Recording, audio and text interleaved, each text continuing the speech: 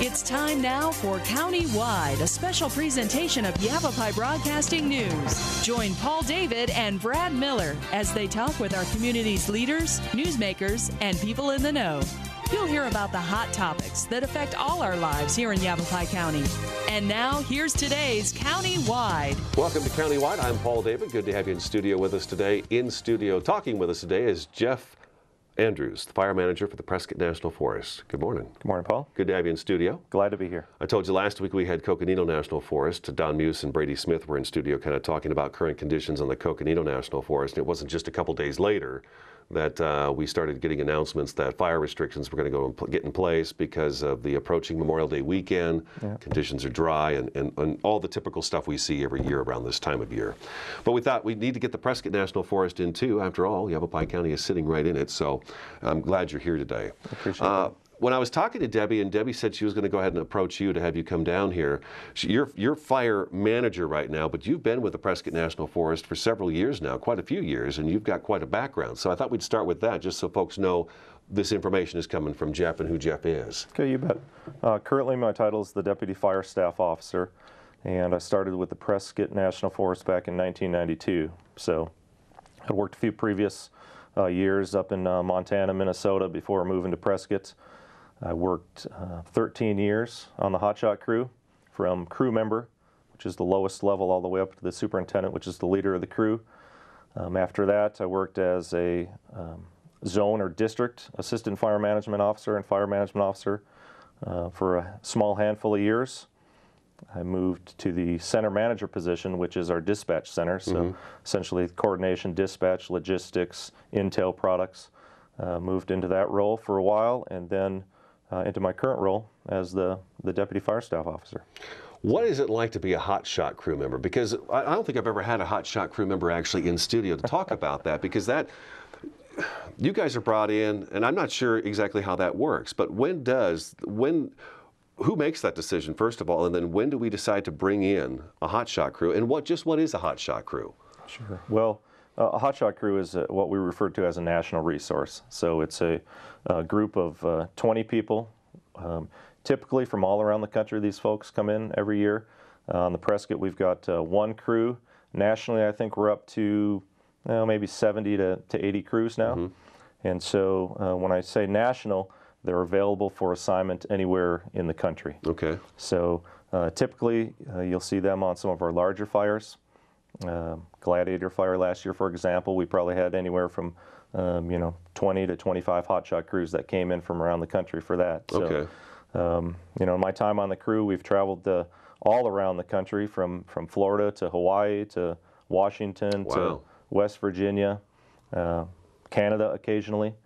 And so they typically go where the fires or where the action and the busiest parts of the country are. So there's obviously a lot of special training that goes with a Hotshot Crew. It's not like it's, and I don't want to belittle every other firefighter out there, but I mean, you've got your firefighters that go out, do the initial attack, but then it is determined eventually that we need a Hotshot Crew in.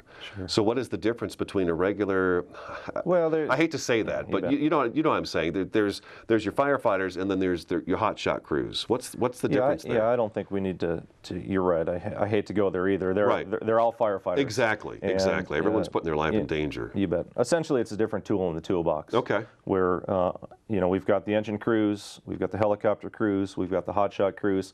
Everybody specializes in something a little bit different. Hotshots tend to specialize in large fire support. So they'll go to the largest fires, some of the more remote fires, where we really need the horsepower and the person power. They don't get involved in the initial attack as much as, say, our engine crews or helicopter crews would, but that's one of the benefits of hosting a Hotshot Crew on your forest, is when they're not away, they're there to help you with initial attack. So. All right, let's switch gears, because we have Hotshot Crews prepared. And are the Hotshot Crews, I want to switch gears, but I'm curious about this Hotshot Crew thing. Are the Hotshots, we have local Hotshot Crew, correct? Yeah, we do. A Hotshot team, okay, that lives right here in Yavapai County. We do. We've got a couple, actually. We've got the Prescott Hotshot Crew, which is hosted by the Prescott National Forest. We've got the Granite Mountain Hotshot Crew, which is a product of the Prescott Fire Department, and they've been around for, I want to think maybe 7 or 8 years now. And then really with our partners to the north on the Coconino National Forest, they've got 3 Hotshot Crews. We look down to the Tonto National Forest on the south. They've got 3 Hotshot Crews as well. So there's quite a few. Okay. Quite a few in this area. Now we'll switch gears. Okay. Thanks for filling me in a little bit on Hotshot Crews. I think I would actually like to get a couple of crew members in. I think that would be a really interesting talk with them.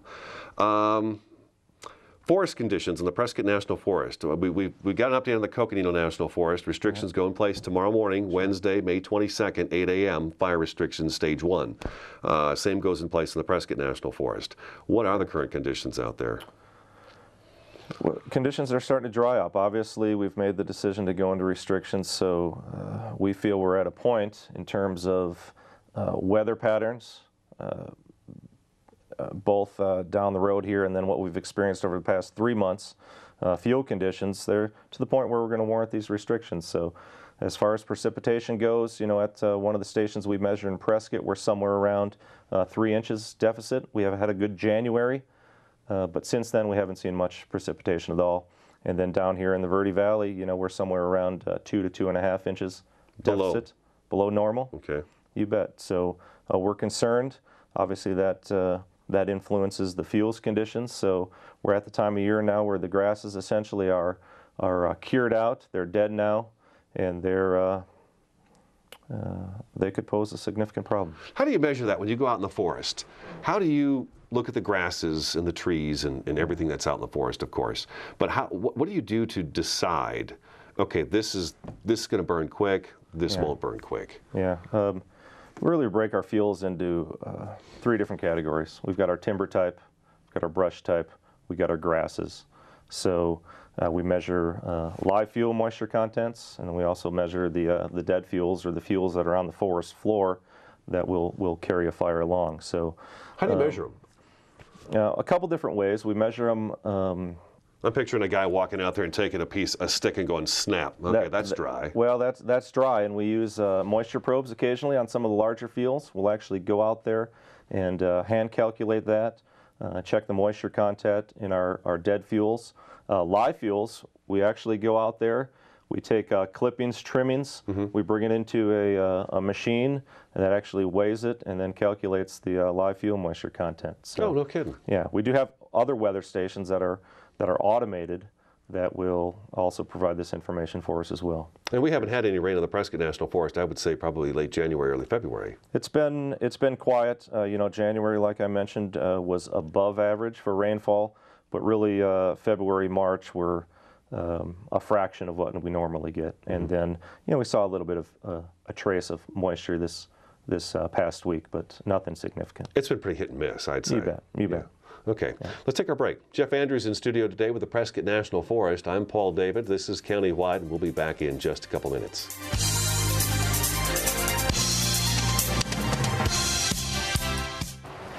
Move over, AZ.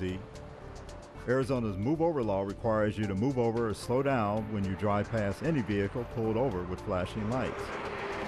Any vehicle means emergency responders, roadside assistance, law enforcement, highway crews, even stranded motorists. Ignore the law and you could pay a fine.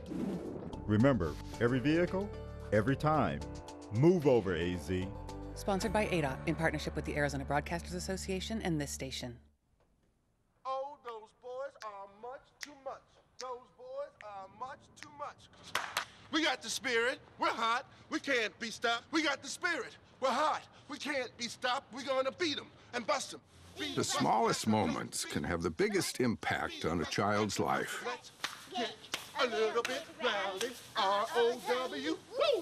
Take time to be a dad today. Call or visit fatherhood.gov to learn more.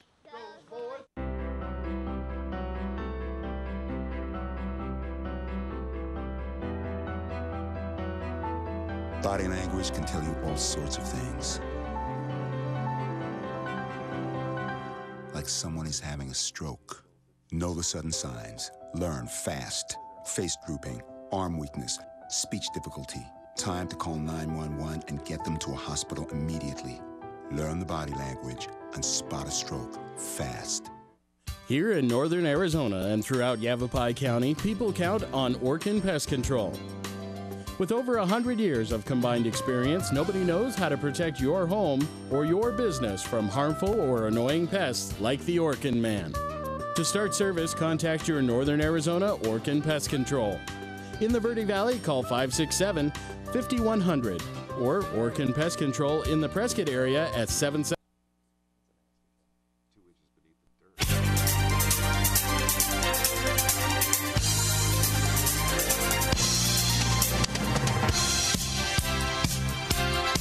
Welcome back to Countywide. Good to have you in studio with us today. Jeff Andrews from the Prescott National Forest in studio. We're talking about current fire or conditions on the Prescott National Forest. We talked Coconino National Forest last week. Fire restrictions go into place May 22nd, Wednesday morning, 8 a.m. and pretty much statewide. There's still a few areas, right, that aren't going into restrictions. Yeah, I think Kaibab National Forest is a small area.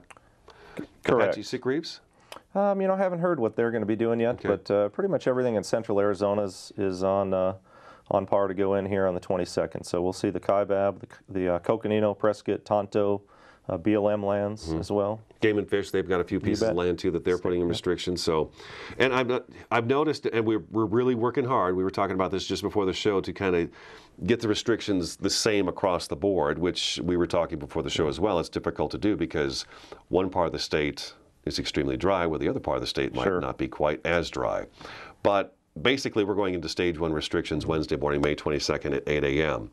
And I also told you before the show that the way I handle it when it gets to this point, instead of telling folks, okay, right now we know that the Prescott National Forest and the forests you mentioned are all going into fire restrictions. Yavapai County, all the unincorporated areas of Yavapai County go into fire restrictions tomorrow morning, Wednesday morning. And then Coconino National Forest announced that yesterday for tomorrow. And then we've also got the city of Cottonwood, city of Flagstaff. Pretty much everyone's going to follow suit on this. So it gets to be a little difficult, I've mentioned to you in the years past, because you've got this restriction over here and this restriction down here, and it changes. So I think the best thing we want to tell our viewers and listeners today is for forest restrictions, if you're going to go camping, go to www.forestrestrictions.us.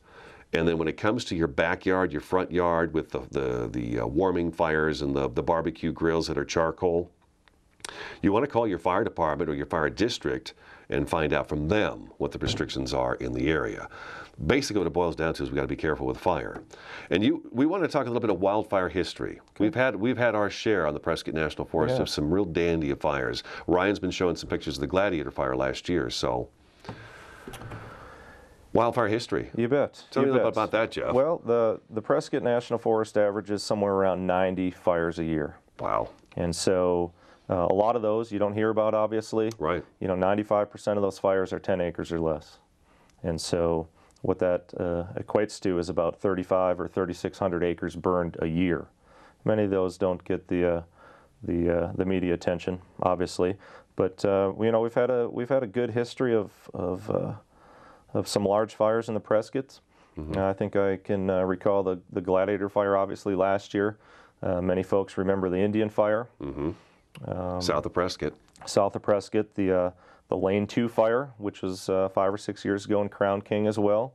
Oh, that's right. I had forgotten about that one. You bet. And really, the Prescott's had its fair share of fires.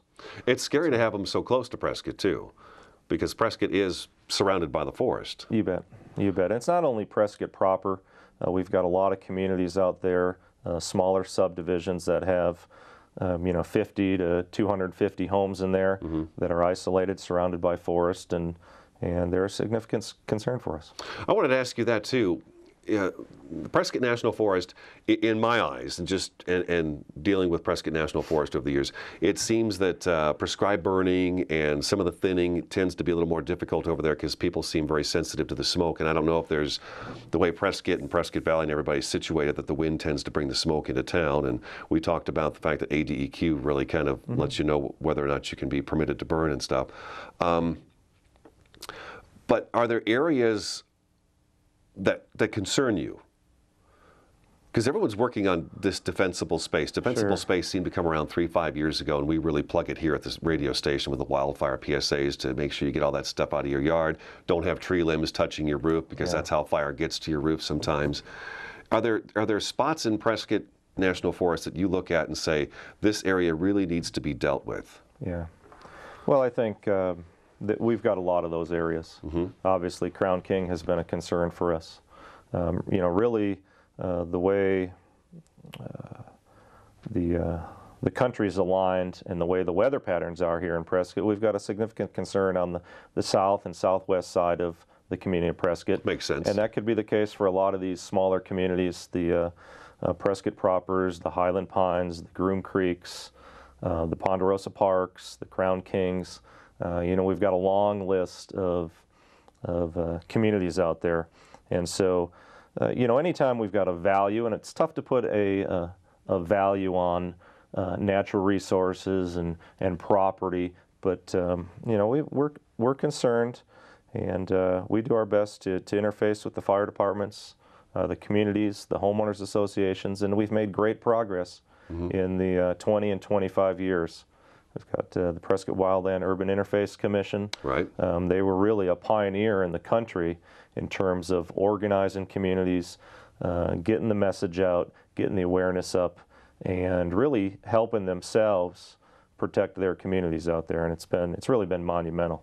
Yeah, I noticed the county has done a lot over the last, I don't know, time flies for me anymore, but it's been many years now where the Board of Supervisors will open all the transfer stations each spring for people to go through their yards, get the leaves out of there, the tall grasses, the dead branches and everything else, get that defensible space out of there, and take it someplace to where it can be, I guess, burned later on by you guys or the cities and towns. So that's always a good thing. And we want defensible space, right? We do. We certainly do.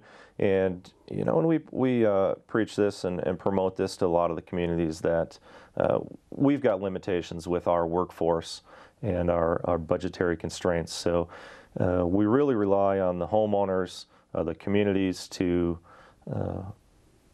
really do their best to help us out, help themselves out, essentially, and provide that defensible space and that awareness.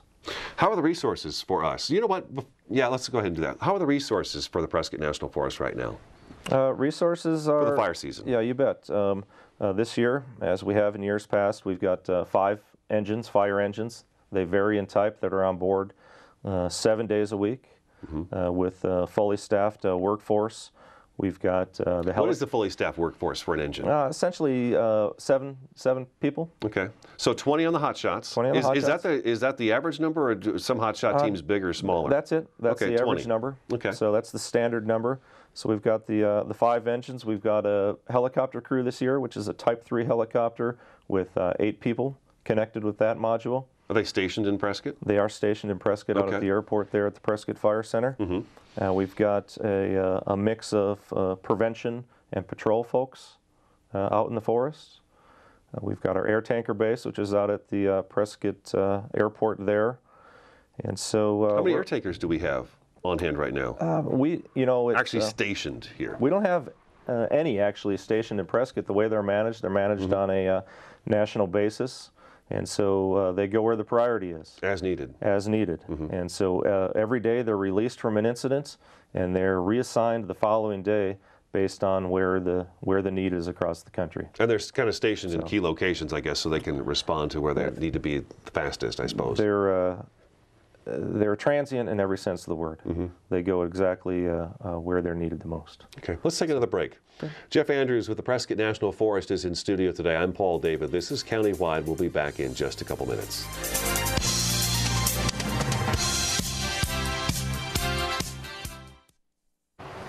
Move over, AZ. Arizona's move over law requires you to move over or slow down when you drive past any vehicle pulled over with flashing lights.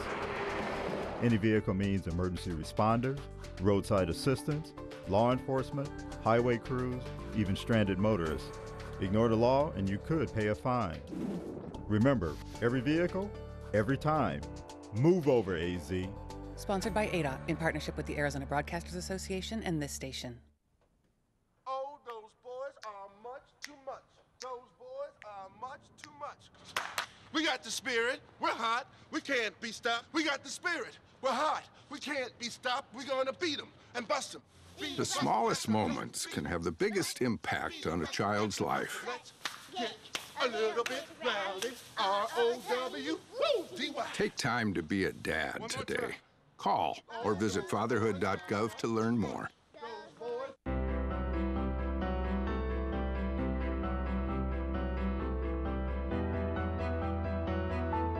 Body language can tell you all sorts of things. Like someone is having a stroke. Know the sudden signs. Learn fast. Face drooping, arm weakness, speech difficulty.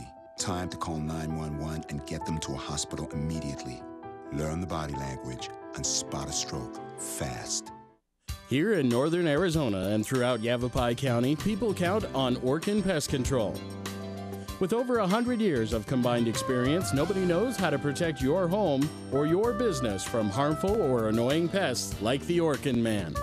To start service, contact your northern Arizona Orkin Pest Control. In the Verde Valley, call 567-5100 or Orkin Pest Control in the Prescott area at 775-8772.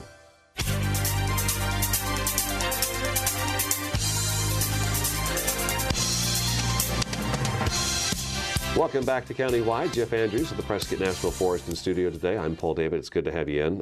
Fire restrictions, Wednesday, May 22nd, 8 a.m. go into place pretty much across the entire state. And like we mentioned earlier, for fire restrictions, go to firerestrictions.us. That's a new website that they developed, so it'd be much easier for the public, especially if you're going camping, to just be able to go to one spot and have fire restrictions as opposed to going to the individual Forest Service sites. And then as far as your backyard goes, call your local fire department or fire district and ask them what restrictions are in place. But it's pretty much safe to say, I think, that fire restrictions are in place across the state. There's a few key spots where they're not, but we're very concerned, especially with the Memorial Day weekend coming up. You bet. Any carelessness that goes on in the forest could be devastating. And we have 30-mile-an-hour wind gusts in the forecast today, 40 on Wednesday, 45 on Thursday, and according to the Weather Service, we could see these strong winds continue Friday, Saturday, Sunday into Monday. You bet. So we've got all that. Abandoned campfires, Jeff. I'm a little shocked that we still have them, but it is a reality of life for you, and that's got to be a little frustrating. It is. You know, obviously this is the time of year where visitation is up. Folks are out enjoying the forest and the outdoors, and I just got to remember we got to be responsible out there. Everybody plays a part in managing their business, tending to their campfire, and when you walk away from that campsite, we want to make sure that your fire is completely out. One of the smartest things I've been noticing over the last couple of years, Debbie Manili and Brian McGee up at the Coconino National Forest, Debbie with the Prescott National Forest, they'll talk about the fact that, do you really need a campfire at 1 o'clock in the afternoon? I mean, you could set your watch by the wind around here. 11 o'clock in the morning, it starts howling, and it doesn't stop until the sun has gone down for a couple hours. But we really should not be having campfires between, I would say, 11 o'clock until after the sun goes down. Yeah, I mean, we want folks to be responsible out there. No doubt about it. Obviously, when it's 80 and 95 degrees, you wouldn't think that you would see much of that. But, you know, we want folks to be able to enjoy the outdoors and the national forest. And so with these restrictions that are going in place, folks are still allowed to have campfires in the developed recreation sites. And that's where we've got the fire rings and the grates for barbecuing. And the defensible space around that camp area. And the defensible space around the camp area. So folks are still going to be able to enjoy that. Really, one of the largest limitations is going to be with the dispersed camping. Sure. The designated dispersed camping. And I know folks enjoy that. There's a significant portion of the population that likes getting away from the developed site to have more of a outdoors experience. And that's where we're going to limit the campfires. All right. Well, thank you for coming in today. Thank you. I appreciate it. All right. That's today's Countywide. I'm Paul David. We'll talk to you again next time.